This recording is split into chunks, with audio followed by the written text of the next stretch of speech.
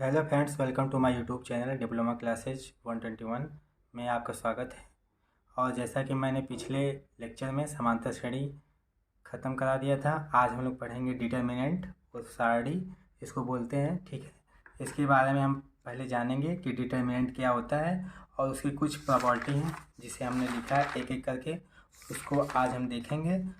ठीक है, और आपका जो एक चैप्टर था गुणोत्तर श्रेणी और बाइनोमियल थ्योरम, उसको बाद में कराया जाएगा। पहले आइए हम लोग देखते हैं डिटर्मिनेंट के बारे में। ठीक है, देखिए लिखा हूँ मैं कि सारणी एक वर्ग आव्यूह है जिसमें पंक्तियों की संख्या स्तंभों की संख्या के बराबर होती है।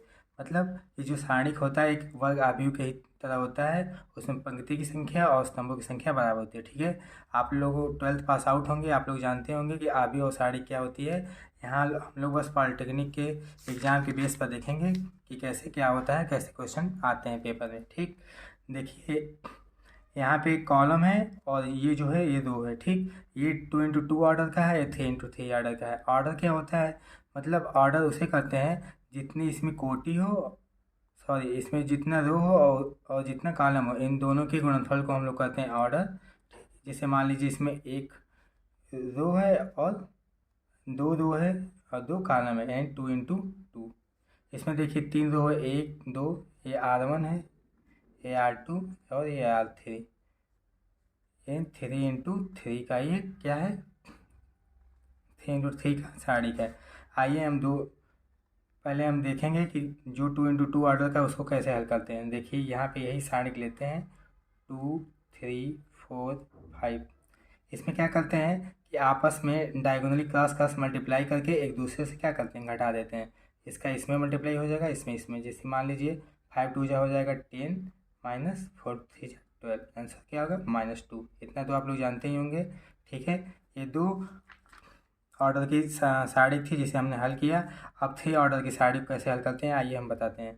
3 1 4 2 1 2 1 2 2।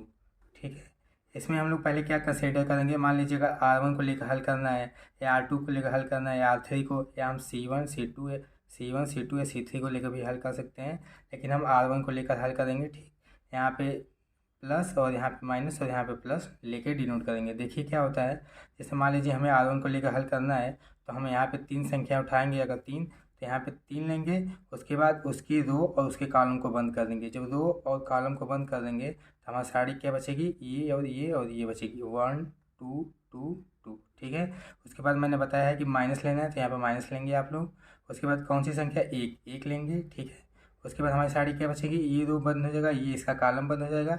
जिस जो संख्या हम उठाएंगे उसका रो और उसी का कॉलम बंद होगा, ये आप लोग ध्यान देंगे। ठीक है, ये बंद, यहाँ से बचेगा 2 2 और 1 कामा 2। ठीक है, इधर देख लेते हैं, थोड़ा स्पेस उधर सही नहीं है, यहाँ पे प्लस लगाते हैं। तीसरी संख्या देखिए क्या दिया, 4। उसके बाद ये रो और ये कॉलम बंद हो जाएगा, 2 1 1 2 हो जाएगा। ठीक, अब इसको हम लोग बारी बारी से इधर देखिए हल करते हैं। यहाँ पे 3 हो जाएगा। हमने बताया है 2 ऑर्डर का कैसे हल करना है, क्रॉस क्रॉस करना है। 2 2 1 जा 2 माइनस 2 2 जा 4, माइनस लगाते हैं बीच में। ठीक है, यहाँ पे -1 होगा, यहाँ 2 का 2 में मल्टीप्लाई करेंगे 4 आ जाएगा, और इसका इधर करेंगे तो -2 आएगा। ठीक है, उसके बाद +4, यहाँ 2 2 जा 4 -1। इसके बाद इसको कैलकुलेट कर लेते हैं। यहाँ पे 3, इसमें से घटाएंगे तो -2 बचेगा, -1, यहाँ पे 2 और यहाँ पे 3। ठीक है, अब इसका इसमें मल्टीप्लाई कर देते हैं, -6 -2 +3। माइनस को माइनस के साथ जोड़ देते हैं, -8 हो जाएगा और +3, और -8 में से 3 को घटा देंगे, -5 आएगा आपको इस सारणी का हल। यानी कि 3x3 ऑर्डर का आपने लोगों ने देख लिया, ऐसे हल करते हैं। 2x2 ऑर्डर का ऐसे हल करते हैं। पहले क्या करेंगे, 2x2 ऑर्डर में क्रॉस क्रॉस गुणा कर देंगे, उसके बाद मेन से ये डायगोनल जो नंबर है उसको घटा देंगे तो हमें पता चल जाएगा। अगर आप लोग चाहें तो R2 R3 को लेकर भी हल कर सकते हैं, बस प्लस माइनस प्लस इधर है तो यहाँ पे प्लस यहाँ हो जाता है, माइनस यहाँ प्लस यहाँ। ठीक है, आइए हम देखते हैं प्रॉपर्टी ऑफ डिटर्मिनेंट।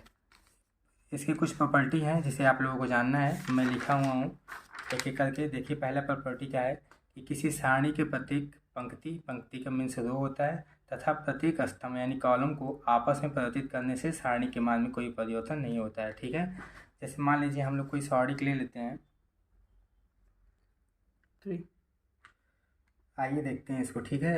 अच्छा आइए, आप लोग यदि समझ में नहीं आया हो तो हम 2x2 ऑर्डर और 3x3 ऑर्डर का आप लोग को दोबारा समझा देते हैं। देखिए इसको कैसे सॉल्व करना है।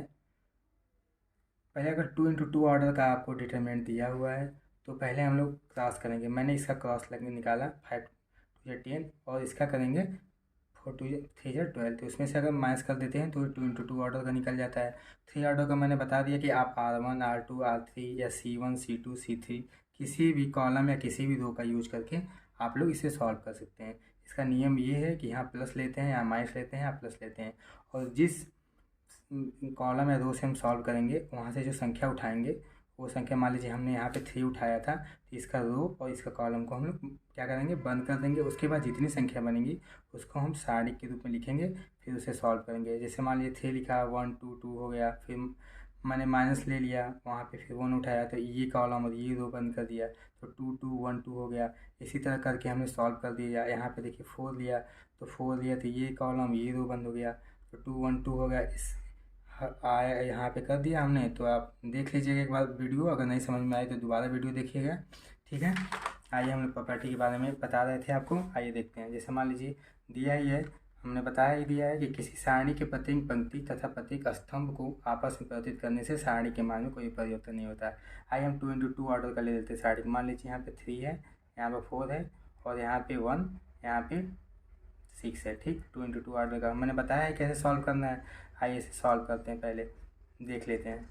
इसको सॉल्व करेंगे तो आएगा, इसका इसमें मल्टीप्लाई होगा तो 18 माइनस हो जाएगा 4 = आ गया आपका 14। अब कहा है कि अगर पंक्ति, रो और कॉलम को हम चेंज करते हैं, आइए चेंज करके भी देख लेते हैं। चेंज करते, मान लीजिए हम ये R1 था, ये R2 था, तो R2 को हम पहले लिख देते हैं 1 6 हो जाएगा, और R1 को नीचे लिख देते हैं, ठीक। जब हम लोग क्या करेंगे, जब हम लोग चेंज करेंगे आपस में रो और कॉलम को, यहाँ पे माइनस रख लेते हैं, ठीक है।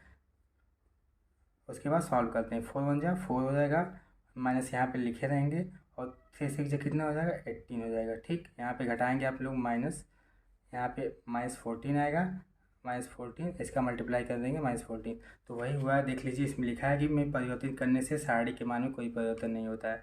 यानी आप रो या कॉलम का भी चेंज कर देते हैं तो उसका मान वही रहेगा।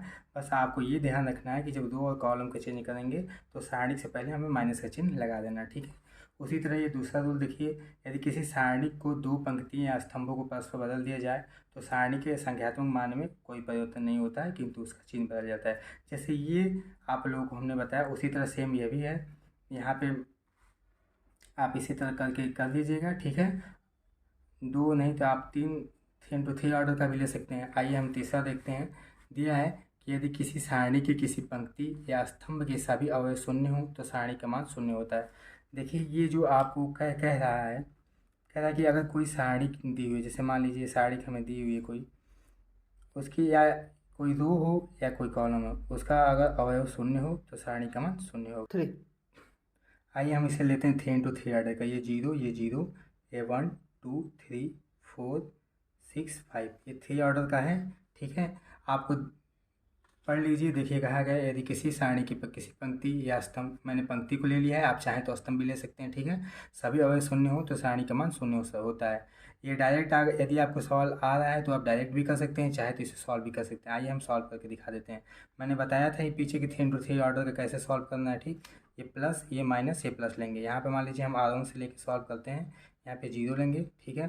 तो ये कॉलम, सॉरी ये रो और ये कॉलम बंद हो जाएगा, तो हमारा क्या बचेगा, यहाँ पे मान ये 2 3 और 6 और 5, फिर क्या लेंगे, फिर माइनस के साथ 0 ले लेंगे।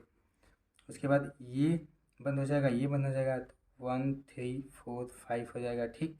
उसके बाद आइए यहाँ पे 0 हो जाएगा, ये रो और ये कॉलम बंद, तो 1 2, ये रो ये कॉलम बंद, 1 2 4 6 0। यहाँ पे करेंगे तो 5 दूनी 10 -18 -0, 5 5 -12 प्लस 0, 6 में 6 -8, ठीक। यहाँ पे हो जाएगा आपका 0 है, ठीक है। यहाँ पे आ जाएगा -8, यहाँ पे -0, यहाँ पे आएगा -7, यहाँ पे 0, यहाँ पे आएगा -2। आप लोग जानते ही होंगे कि किसी भी संख्या में चाहे कितनी भी बड़ी संख्या है उसमें 0 से मल्टीप्लाई करने पर 0 आता है। इस तरह ये प्रॉपर्टी क्या है, तो वही ठीक है। इसके बाद आप लोग चाहें तो डायरेक्ट भी लिख सकते हैं। ये देखिए चौथा प्रॉपर्टी का है, यदि किसी सारणी में कोई दो पंक्तियाँ या दो स्तंभ समान हो तो सारणी का मान शून्य होता है। कह रहे देखिए मान लीजिए हम 3 × 3 ऑर्डर कर लेते हैं, 3 4 5, यहाँ पे 6 8 2, यहाँ पे 3 4 और 5 लेते हैं। ठीक, कह रहा है यदि किसी सारणी में कोई दो पंक्ति या दो स्तंभ, मान लीजिए ये दो पंक्ति है R1, ये R2 है, ये R3 है, ये कॉलम C1 है, ये कॉलम C2 है और ये कॉलम C3 है। तो इसमें दो पंक्ति या दो स्तंभ क्या हो, समान हो एक दूसरे के, तो मान क्या होगा, शून्य होगा। ठीक, ये देखिए C1 और C3 क्या है, समान है, 3 4 5 3 4 5, यानी कि ये क्या हम डायरेक्ट लिख सकते हैं, क्या होगा, इसका मान शून्य होगा। ठीक है, चाहे तो आप सॉल्व करके देख सकते हैं, हमने बता ही दिया कैसे सॉल्व करना है। आइए देखते हैं। यदि किसी सारणी के किसी पंक्ति या स्तंभ के प्रत्येक अवयव में किसी एक अशून्य संख्या m से गुणा किया जाए तो सारणी का मान m गुना हो जाएगा। इसका कहने का मतलब है, मान लीजिए हम 2 × 2 ऑर्डर का यहाँ पर ले लेते हैं, 2 4 6 3। ठीक, 2 × 2 ऑर्डर का है, कह रहा है कोई भी संख्या m है, m के जगह हम कोई भी संख्या लिख सकते हैं, 1 2 3 4 या इन्फाइनाइट तो कोई भी संख्या ले सकते हैं। ठीक, मान लीजिए m यहाँ पे हमने m से गुणा कर दिया, m की जगह मान लीजिए m से गुणा किया। ठीक, आइए इधर देखते हैं, m की जगह हम 2 ले लेते हैं, तो 2 × 2 लेने के बाद यहाँ पे क्या हो जाएगा, 2 4 6 3। ठीक, और इसको सॉल्व करेंगे, यहाँ पे 2 आगे ही रहेगा, क्रॉस हमने बताया, ये 3 2 6 और 24 हो जाएगा, यहाँ पे बचेगा 2, यहाँ पे बचेगा -18, इसका हो जाएगा -36 आंसर। यानी इसका मतलब क्या है, इसका मतलब ये है कि आपकी संख्या क्या हो जा रही है, अगर m का हमने 2 लिया है m का मान, तो 2 गुना हो जा रही है जो भी आ रही संख्या, अगर 3 लेंगे तो 3 गुना हो जाएगी, 4 लेंगे 4 गुना। तो वही कह रहा है कि अशून्य संख्या m से गुणा किया जाए तो सारणी का मान m गुना हो जाता है। ठीक है, आइए छठवां क्या कह रहा है, यदि किसी पंक्ति या स्तंभ का प्रत्येक अवयव दो राशियों का योग हो तो सारणी को उसी कोटि के दो सारणिकों के योग के रूप में प्रकट किया जा सकता है। मान लीजिए हमने ले लिया है, मान लीजिए A1 अल्फा, यहाँ पे ले लेते हैं हम लोग A2 + α2 A3 + α3, यहाँ मान लीजिए B1 है, B2 है, B3 है, यहाँ C1 C2 C3। यानी इस प्रॉपर्टी का मतलब ये है, आप लोग समझ लीजिए कि इसके साथ जो हमारा C1 कॉलम दिया है, इसके साथ α1 α2 α3 तीन कंपोनेंट कनेक्ट हैं। ठीक है, तो इसको हम लोग दो रूपों में लिख सकते हैं। क्या दो रूपों में लिख सकते हैं, इधर देखिए हम लोग क्या करेंगे, A1 A2 A3 B1 B2 B3 C1 C2 C3। उसके बाद जो इसके साथ हमने ऐड किया है, उसी के ऐड के साथ हम एक और सारणी बना सकते हैं, α1 α2 α3 B1 B2 B3, उसके बाद C1 C2 और C3। समझ में आ गया, आप लोगों को समझ में आ गया होगा। इसका कहने का मतलब ये है प्रॉपर्टी का कि अगर यदि किसी पंक्ति या स्तंभ का प्रत्येक अवयव दो राशियों का योग हो, एक देखिए एक ये राशि ये होगी, एक दूसरी राशि ये होगी, तो सारणी को उसी कोटि के दो सारणी के योग के रूप में प्रकट किया जा सकता है। उसी कोटि का है कि नहीं, देखिए इसमें 3 कॉलम है, 3 रो है, 3 कॉलम, इसमें 3 रो 3 कॉलम, 3 × 3 ऑर्डर का है ये। तो ऐसे हम लोग प्रॉपर्टी नंबर 6 से अगर ऐसे सवाल आता है तो आप लोग ऐसे ही सवाल लगाएंगे। ठीक है, ये 7वां देख लीजिएगा, अगर यदि सारणी की किसी पंक्ति या स्तंभ के प्रत्येक अवयव को समान संख्या से गुणा कर दूसरी पंक्ति या स्तंभ के संगत अवयव में जोड़ या घटा दिया जाए तो सारणी के मान में कोई परिवर्तन नहीं होगा। ठीक है, यानी कि इसके कहने का मतलब है, अगर कोई संख्या है आप उसमें क्या कर सकते हैं, पंक्ति या स्तंभ के अवयव में समान संख्या से गुणा कर दे रहे हैं या दूसरी पंक्ति या स्तंभ के संगत अवयव में जोड़ या घटा दे रहे हैं तो सारणी के मान में कोई परिवर्तन नहीं होता है। ये था आपको प्रॉपर्टी ऑफ डिटर्मिनेंट। ठीक है, आपको हमने ये भी बता दिया 2 × 2 ऑर्डर और 3 × 3 ऑर्डर कॉलम कैसे डिटर्मिनेंट कैसे सॉल्व करना है। अगर वीडियो आपको अच्छी लगी तो मेरे चैनल को सब्सक्राइब करिए आपका, ठीक है, और शेयर करिए। इसके बाद हम लोग आगे चैप्टर करेंगे पर्सनली एक एक करके, और एक चीज़ कुछ चीज़ जो नहीं इसमें सिलेबस बचा है हम उसको करा देंगे। Thank you.